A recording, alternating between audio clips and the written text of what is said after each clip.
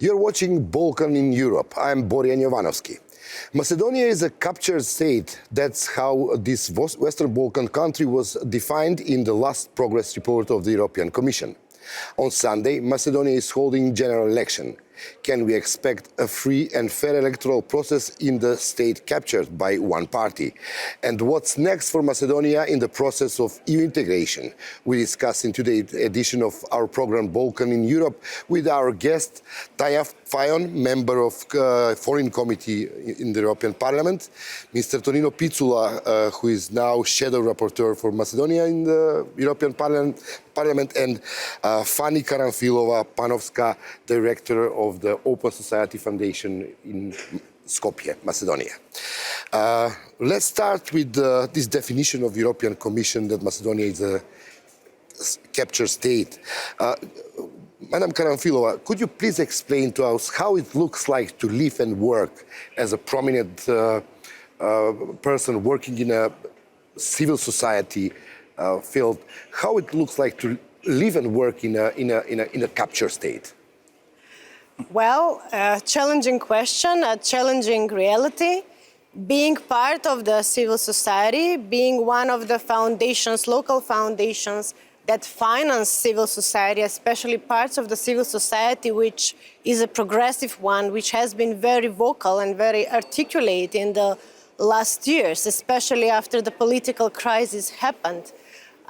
It's challenging because we are in the focus of the pro-governmental media campaign attacking the progressive civil society forces because of having different opinion from what the mainstream governmental policies are.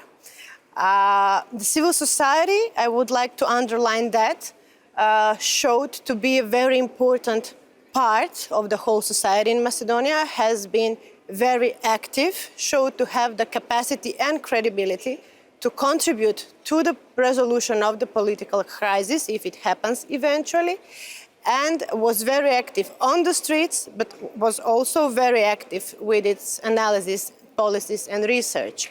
Although the mainstream media and also the governing policies would love to keep it on the margins. What are the response from the institutions when you have a problem, let's say, from various problems?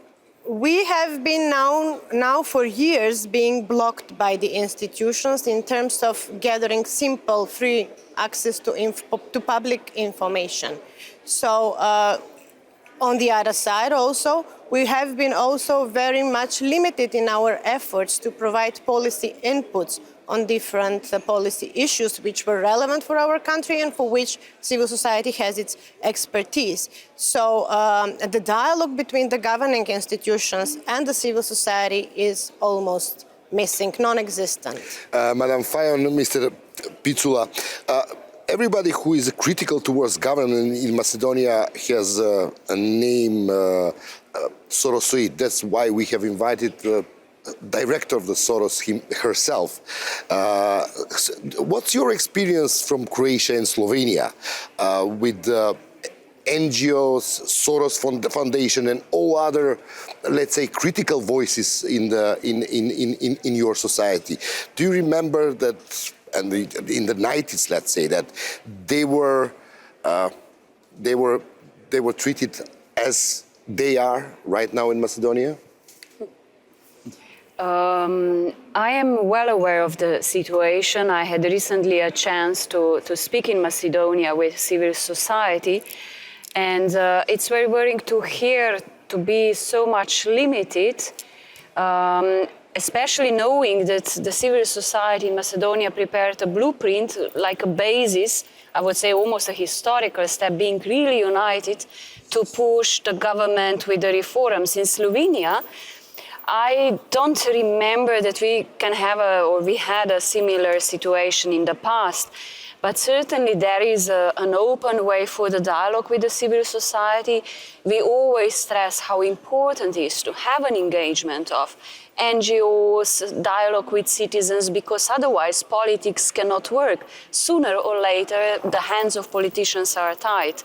But we never were in a similar situation than Macedonia is today, when in fact, this political crisis has lasted much too long, and these elections are the opportunity for the society to somehow move forward. Mr. Picula, you have maybe some memories from the early 90s. Yes, very vividly, I would like to say. Of course, we in Croatia, especially during the 90s, got not in a way same situation you are facing right now in Macedonia, but we got very similar situation. And my conclusion after being experienced with different stages of democracy in my own country, and I've been in many countries in transition during the last, let's say, 10 years as election observers. Before I served in Organization for European Security and Cooperation, and I visited many countries from Belarus to Middle Asia, including European countries. And if I may add that experience with my personal experience I gather in Croatia, my first conclusion is, after hearing from you, that in such a semi-democratic conditions, when civil society and opposition parties are facing difficulties with a ruling party or parties, that ruling parties and ruling regime is showing a self-confidence. And without proper manner to address main challenges of society, it in a way are starting with, let's say, pressure or trying to minimize our own weaknesses and trying to find enemies somewhere else. But I think it's very important to strengthen democratic society with the pressure from not above, but from the grassroots incentives.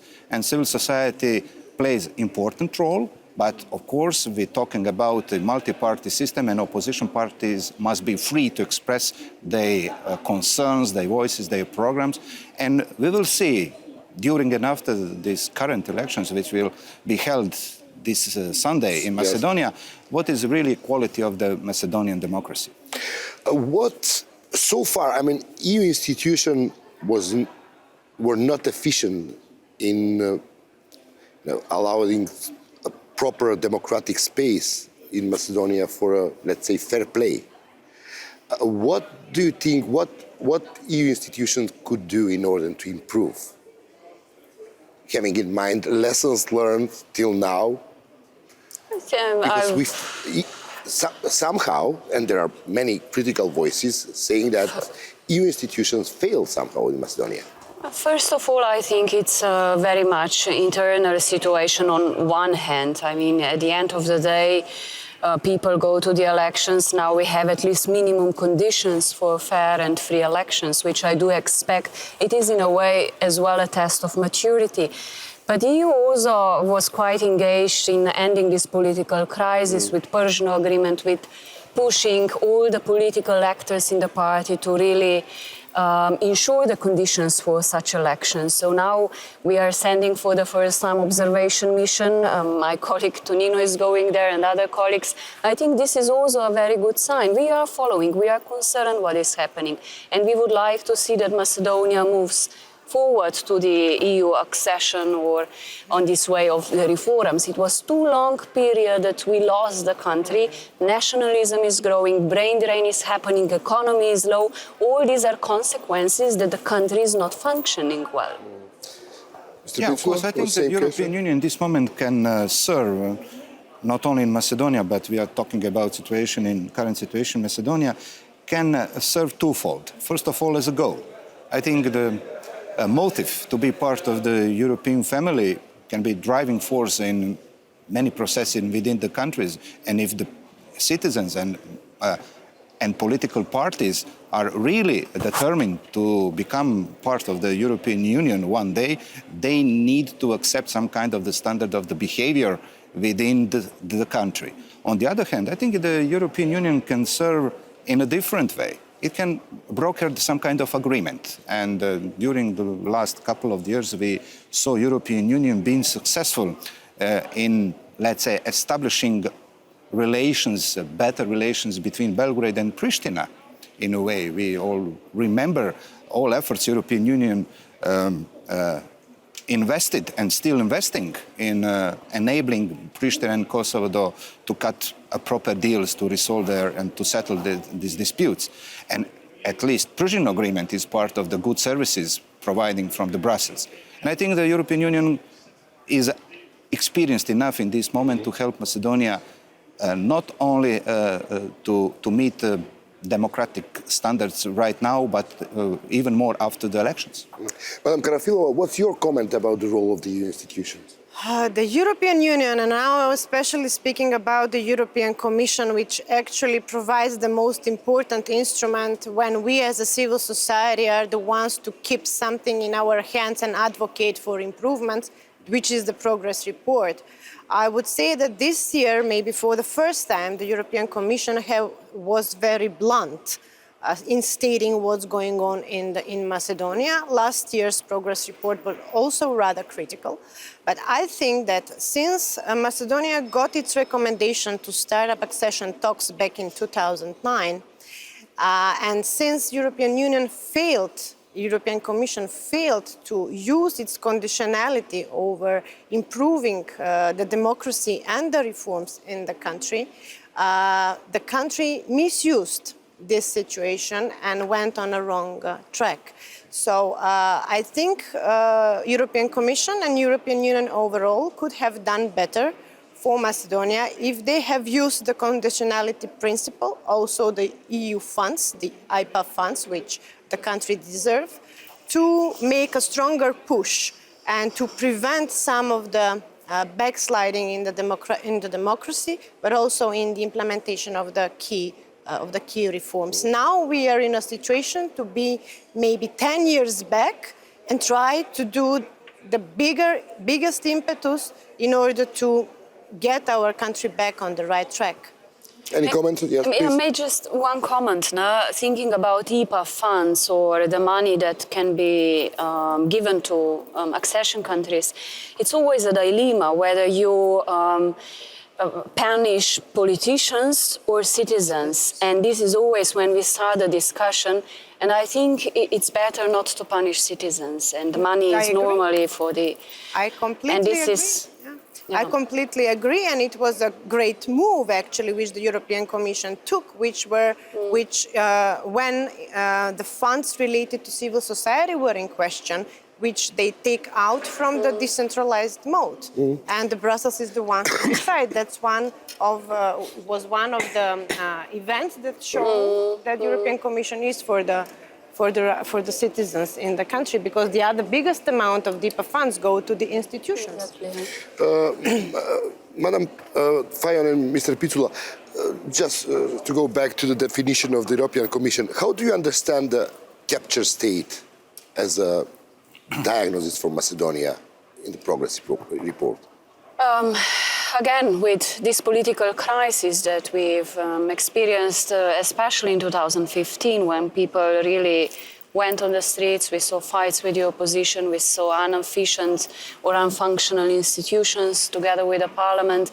And for many years, we had recommendations that Macedonia should start the accession negotiations, but there was a problem with Greece, and for many years, in fact, nothing happened, and country was just deteriorating on the accession path. That's why captured can be everything from economic, political crisis to the crisis or relations with the neighboring countries that in fact blocked the accession as such. So we don't have now at the moment clear recommendation. The situation is worsening. Former Commissioner Fule said at 2014 Macedonia is in a deadlock, and now we are already captured state. Yeah, it's some kind of the, let's say, rewarding of the situation, but unfortunately the situation remains the same for a couple of the years. And as we heard right now, the European Commission, for the first time, if I recall better, in its report sees no substantial progress in Macedonia in the course of the last year. And it's a pretty direct assessment of what's going on in a country. And you ask us, what does it mean, capture state?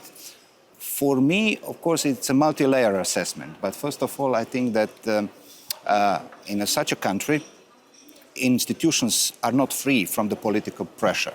And I said institutions, I mean many institutions, not only state-owned institutions, agencies, ministries. It's also can be used to describe situation with the NGOs' state relations.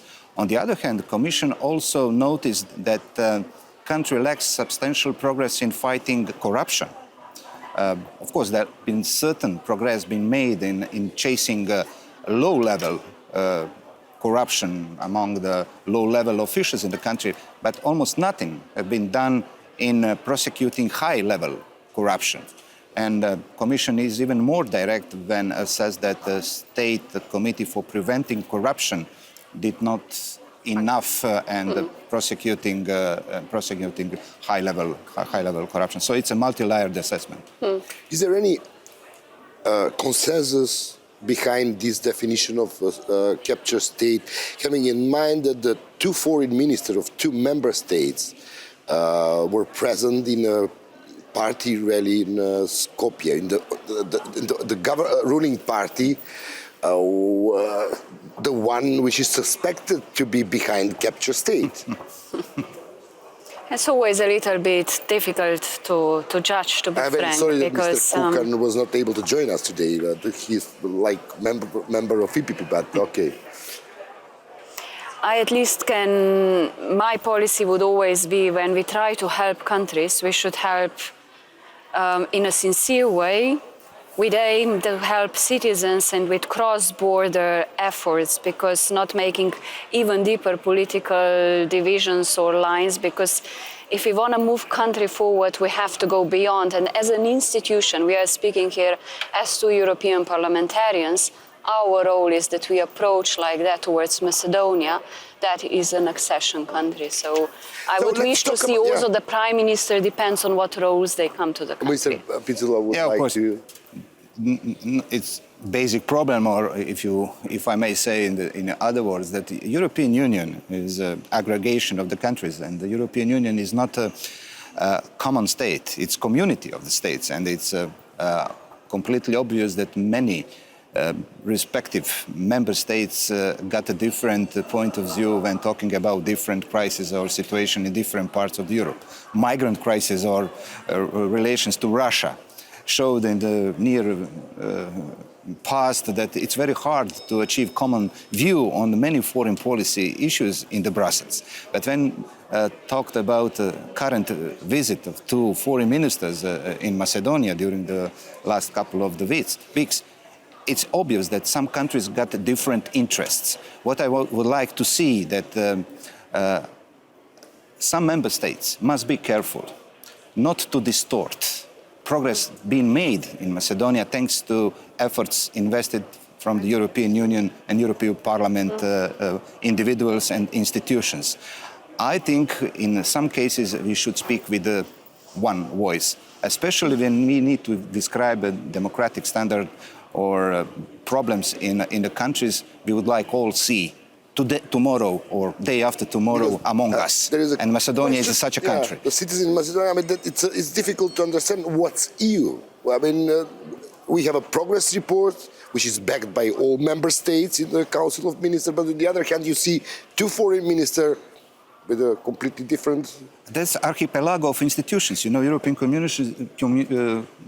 Commission is in charge to defend and to promote common European interest.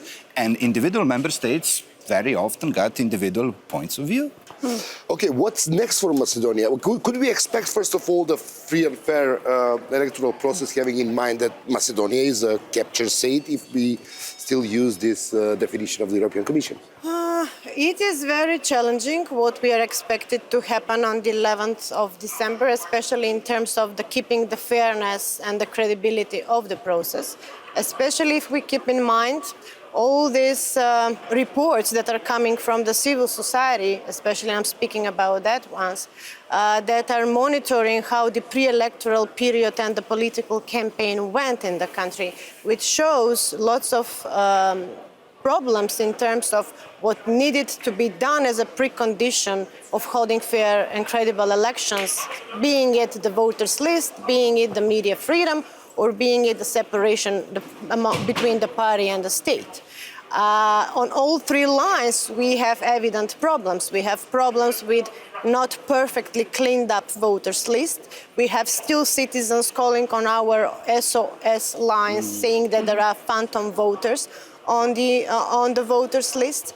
Speaking about media, we have problems. Maybe the situation with the balanced information from different political parties has happened, but when you analyze the content and you see with this balanced in timing representation what means content-wise, then you see that these 5 minutes that are used for the reporting from what happened in the opposition meeting that are misused in another narrative to speak against the opposition this way or another. So content-wise analysis of the media, if somebody does that, will show something also which is not perfect, far from perfect. When speaking about separation or between party and the state, it's the most difficult part. And here is what we see currently, the biggest misuse by the governing institutions in putting pressure over the employees in the public administration to vote for ruling parties mostly, putting pressure to develop lists of other supporters for the ruling party, using public resources in terms of vehicles or other funds to for presenting the ruling parties in a better scenario. And I would say that that all this puts a lot of risks and opens lots of questions of how each of the actors in the electoral process will judge the elections after the electoral polls are closed on Sunday. So we'll see. Mr. Picula, you are part of the European Parliament delegation who will monitor the electoral process at election day. Yeah. So what are your expectations, having in mind the all difficult circumstances that we have already mentioned? According to my experience, of course, it's the first indication of elections we are talking about is electoral campaigning. And despite all the problems in previous period and the setting these elections in general terms, I've been heard that so far electoral campaign is going relatively well. So far. But we'll see. So far. We shall see, because many stakeholders in these elections, they are completely aware that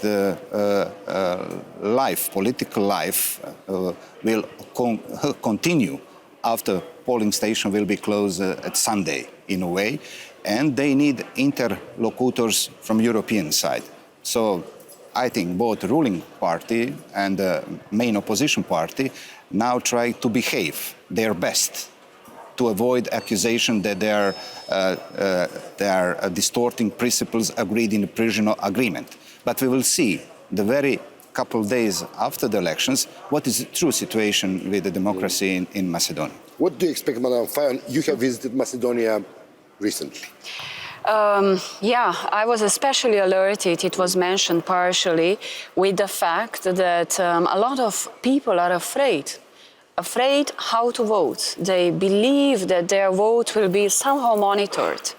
So I wish to see a stronger campaign also from the government side, it's not only a civil sector, to make people understand that they should have their free and fair vote, and not to have the impression that employers are trying to push or blackmail their employees. This should be violated clearly.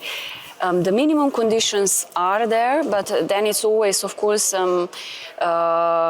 necessary that all parties will accept the result, because implementing the reforms will need all political stakeholders. So it might happen that the situation afterwards will be even more difficult. So I expect that the campaign, of course, is dirty. All the instruments are used.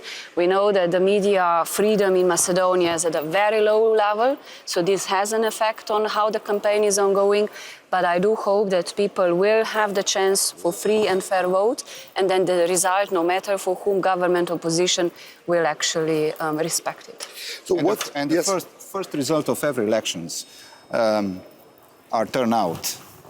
And we will see very soon on the Sunday evening how confident citizens of Macedonia is in democratic process. And it seems it's still more than 30% of people undecided, which is quite a lot. Yeah. But the results are pretty much uncertain who will be the winner. But whoever is a winner, what's next for Macedonia in its path towards EU institution, in the process of the European integration?